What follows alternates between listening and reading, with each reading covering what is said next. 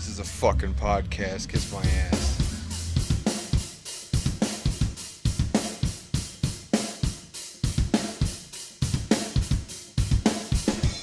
May 6th, 2015.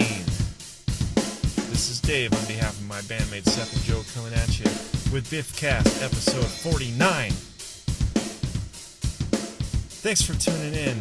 Thanks for logging on, pressing play, downloading, whatever hardship you had to endure to listen to this.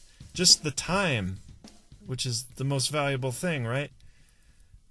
You know, plus your internet bill. Getting fucked by Comcast like everyone else, I'm sure. Hey, listen, we're going to dive right in here to some music, okay? Hope you're ready. Here is the latest Biff song called Run from the Walker.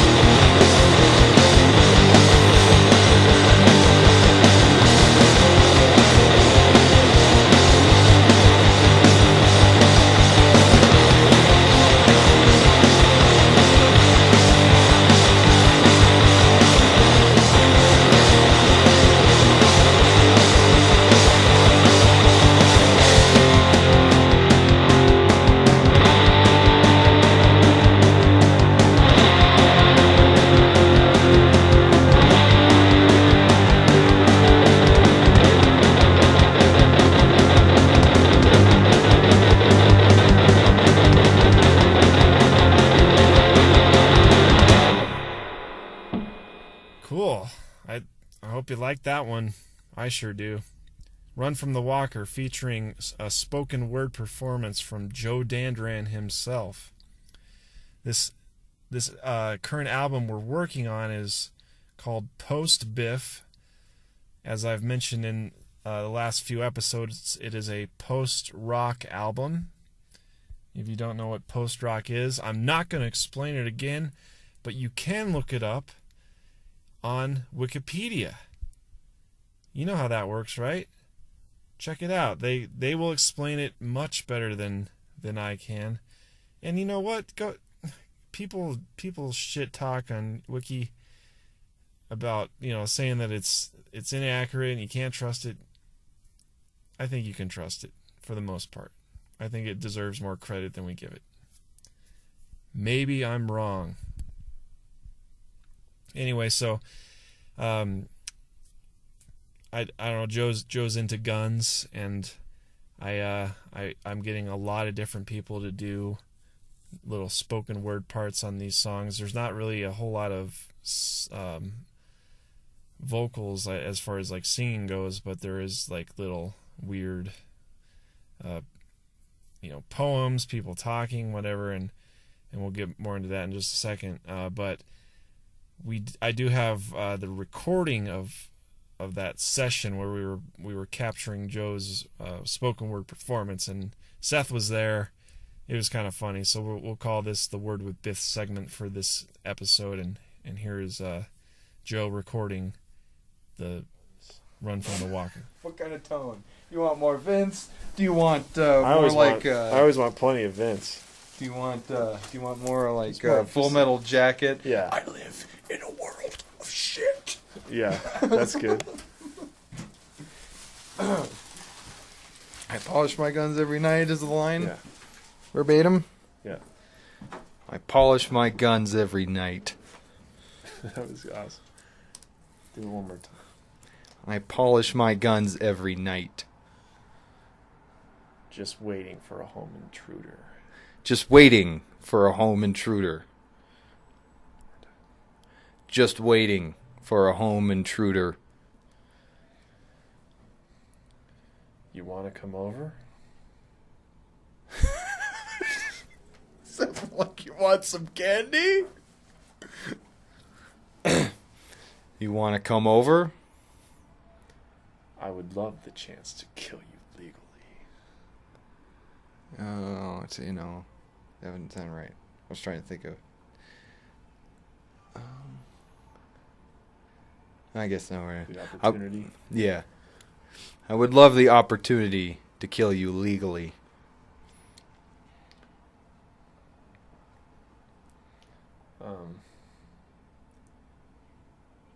I've got a special bullet just for you.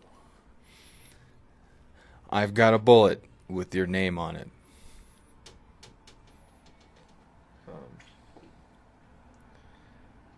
Haven't decided if I'm going to put it in your brain or between your lungs. Between your lungs? I don't know. I'm just riffing here.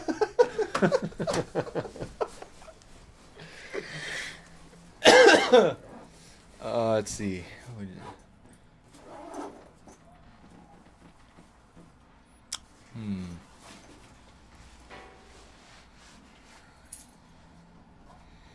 I haven't decided if I'm I haven't decided if I'll put it between your eyes or in your chest. And then maybe we're doing the whole song here? Is that what we're going for? Or is this I don't know what I'm going to... It's just going to pretty much be in the beginning and maybe towards the end. But okay. Maybe I haven't decided who I'm going to use, and then like name a couple of your guns. Or what's the best choice? I don't know. BB gun. Choices. The 357 or the 45. You got more guns than that. Yeah, well, I don't... Maybe I'll use the... Setting in a few more. Maybe...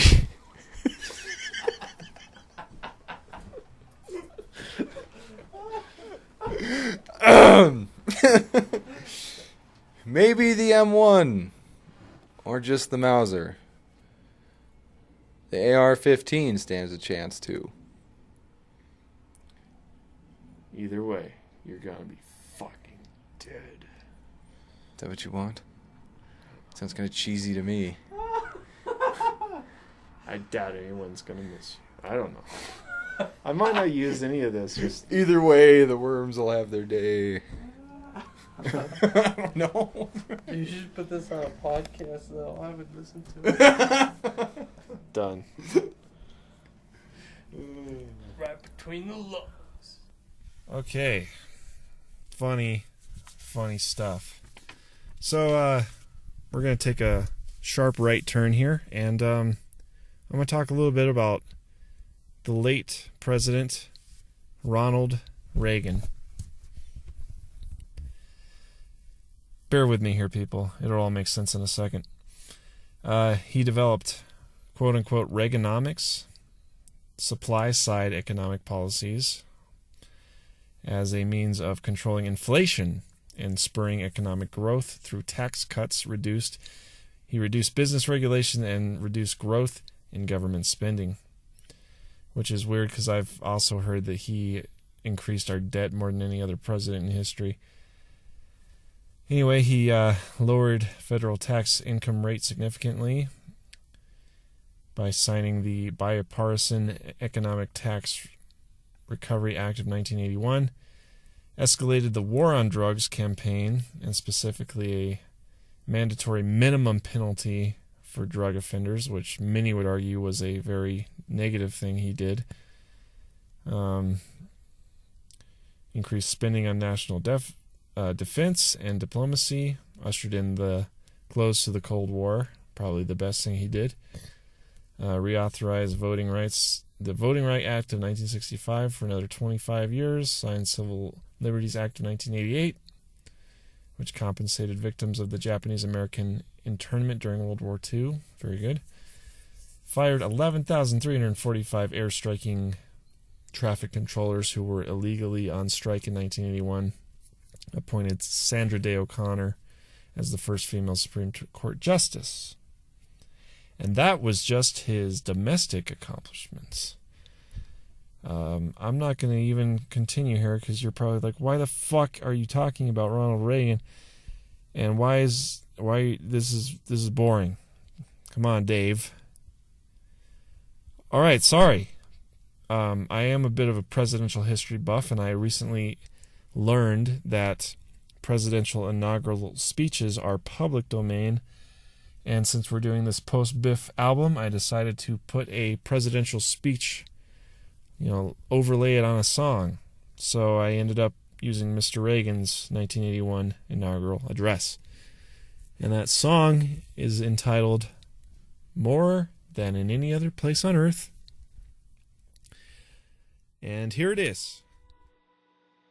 For decades, we have piled deficit upon deficit, mortgaging our future and our children's future with the temporary convenience of the present. To continue this long trend is to guarantee tremendous social, cultural, political, and economic upheavals.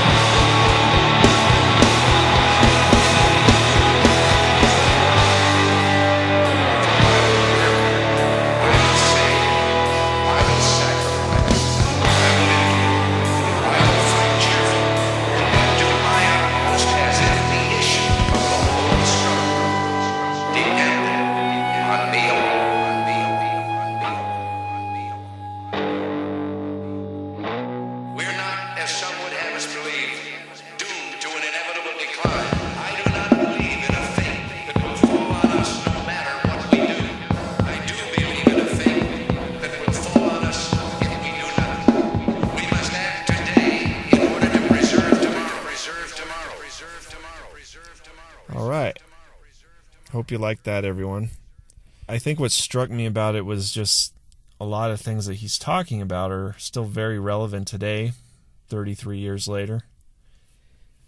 And I don't know. I guess it's just interesting how some things never change, or change very slowly. I don't know how, I got so political here. I'm not really getting political. I'm just discussing some political topics. So chill out, people. Chill out. We're going to take a little break here to hear from our sponsor.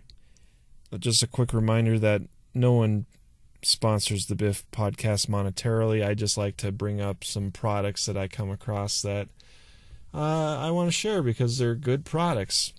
Today I want to let everyone know about Keen hiking boots and shoes. Keen, Keen.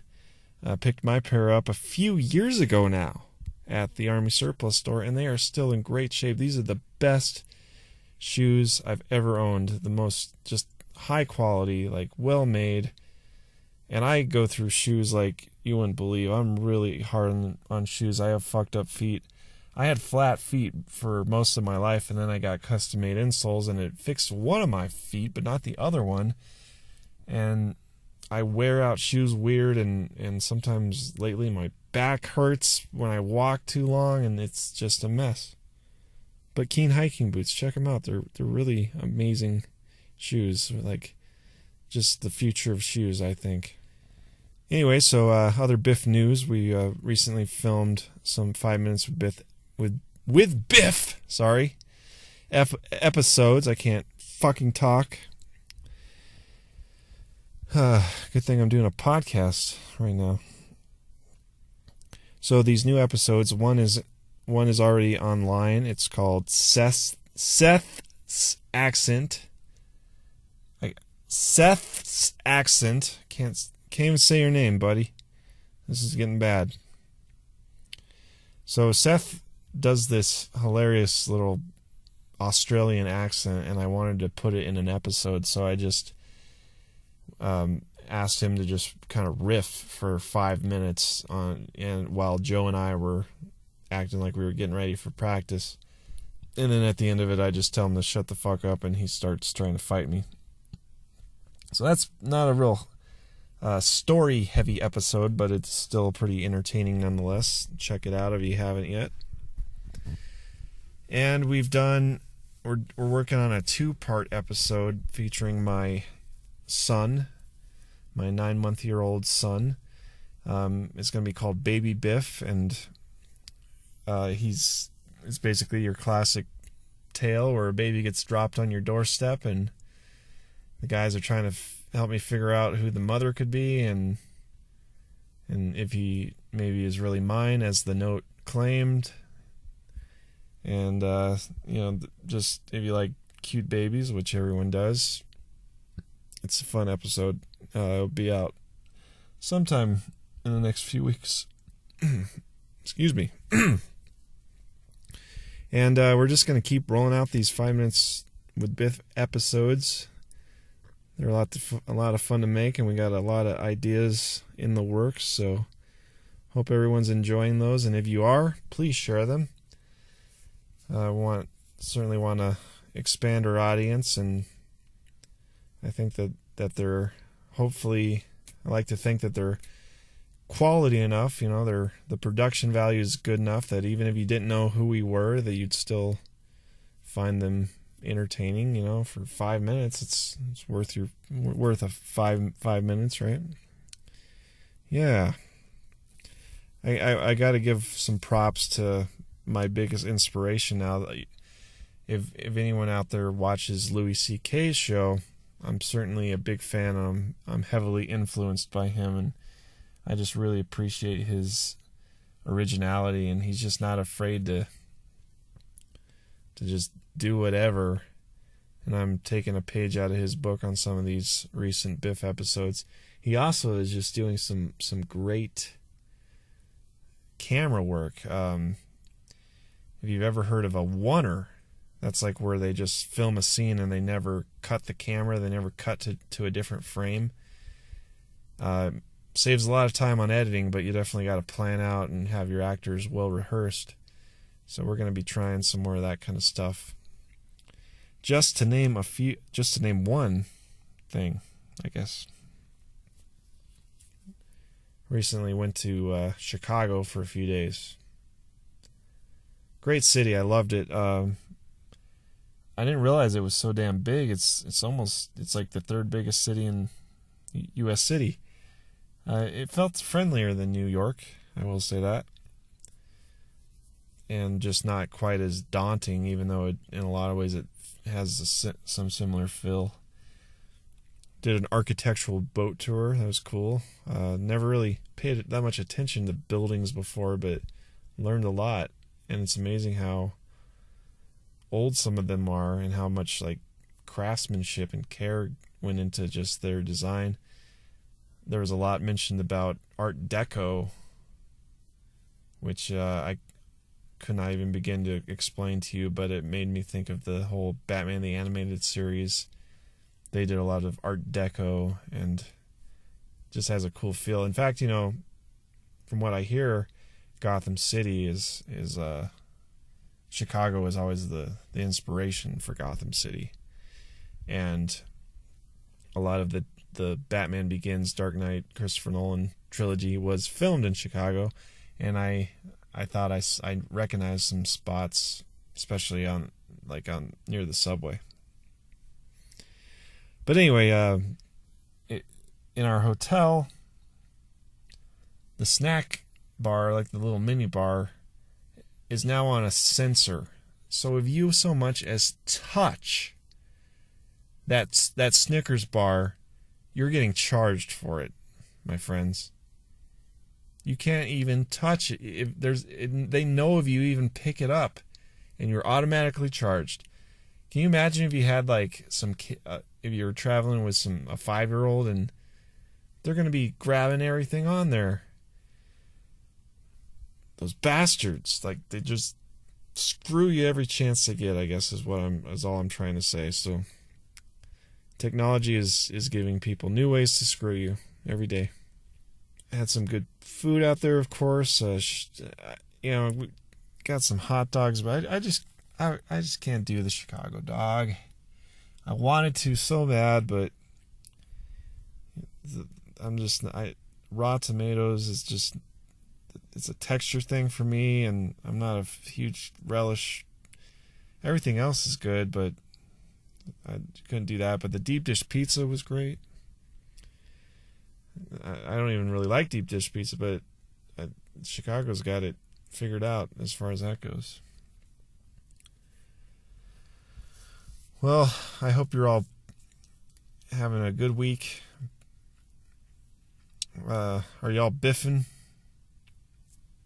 Making mistakes? You fucking up? Blunders? Mulligans?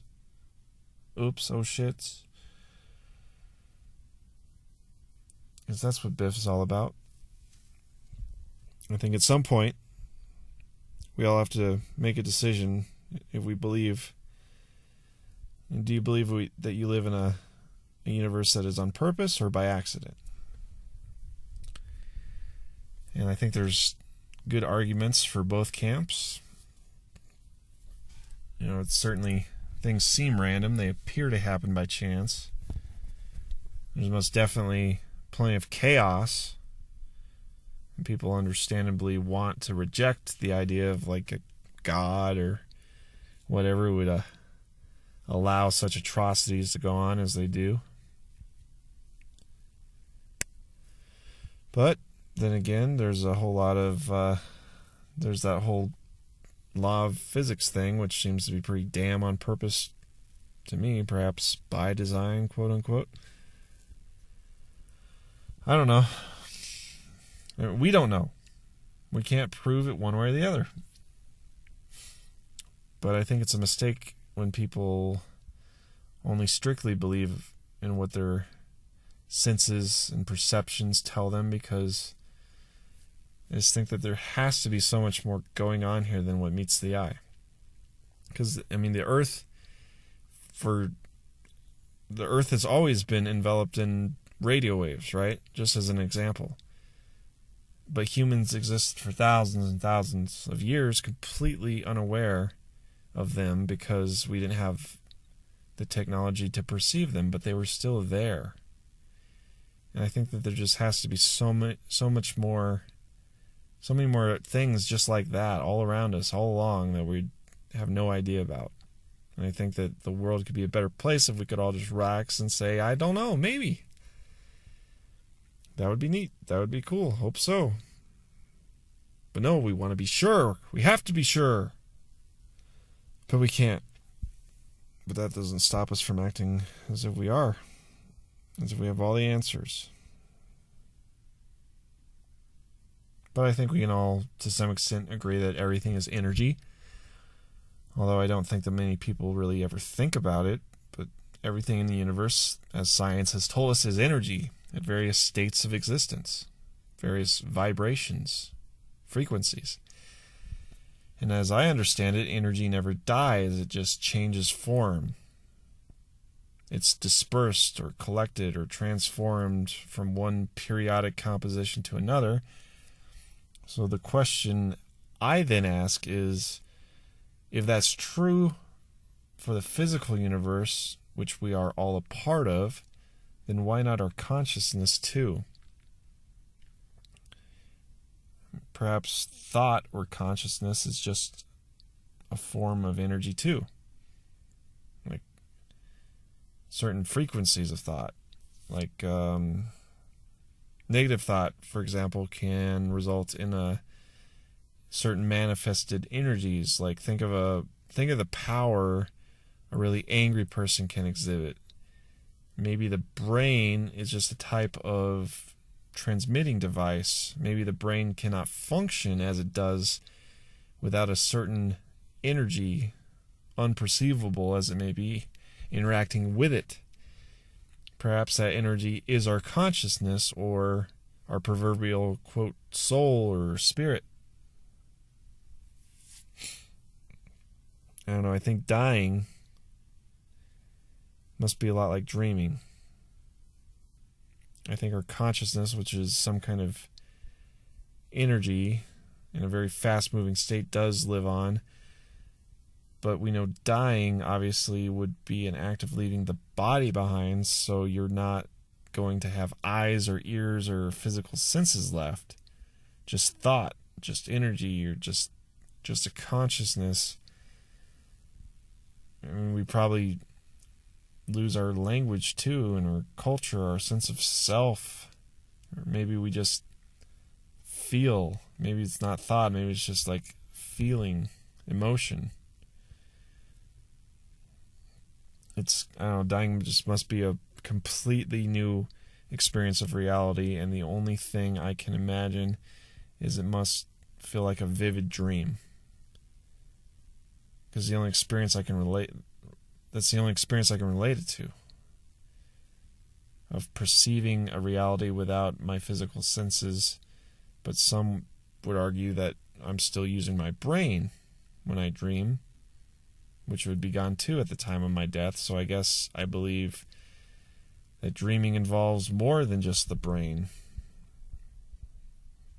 I guess to me it seems dreams may be the bridge between two worlds, our physical, concentrated, focused reality and whatever else is out there in the ether, in the higher dimensions, in the realms of inconceivable, fast-moving energy. Perhaps our brains just hold us back from fully experiencing that reality. I don't know. That was a lot. Sorry. Don't know where that came from. But at any rate, I do think that the way it is the way it's supposed to be.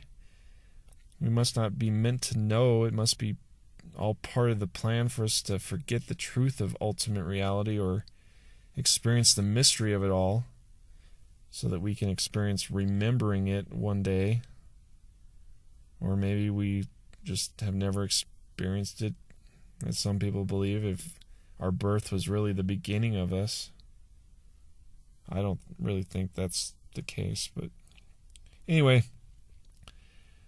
I had a dream the other night that I castrated myself, cut my own dick off. I don't really remember my dreams usually, but I always want to, and someone once suggested that if I want to remember my dreams, to try asking before I go to sleep, or making like an affirmation. I will remember my dreams tonight. I want to remember my dreams tonight. And it's actually, I've gotten some results from it. It doesn't work every time, but it does seem to help. But when I cut my dick off, it was weird because it wasn't really, I didn't have the reaction that you normally would if that really happened. I just was like, oh, whoops. And I thought if I just held it back up, it would reattach.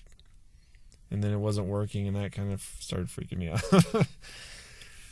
That was a dream I probably didn't need to remember. Anyway, we're going to go ahead and wrap this broadcast up. Thanks a lot for listening, Biff fans and friends. Please share this podcast with somebody if you thought it was worth a damn. Let's try to get double digits on the YouTube plays. That would be amazing. Gosh, I'm always so pissed at myself when I get to the end of this, because I always think I need to come up with a sign-off slogan. I never do, and I actually had one and I didn't write it down, and shit. Until next time. Next time's gonna be episode 50. That's a landmark episode. We're gonna have to actually get Seth and Joe to participate in person. Until next time, keep biffing people. Thanks a lot.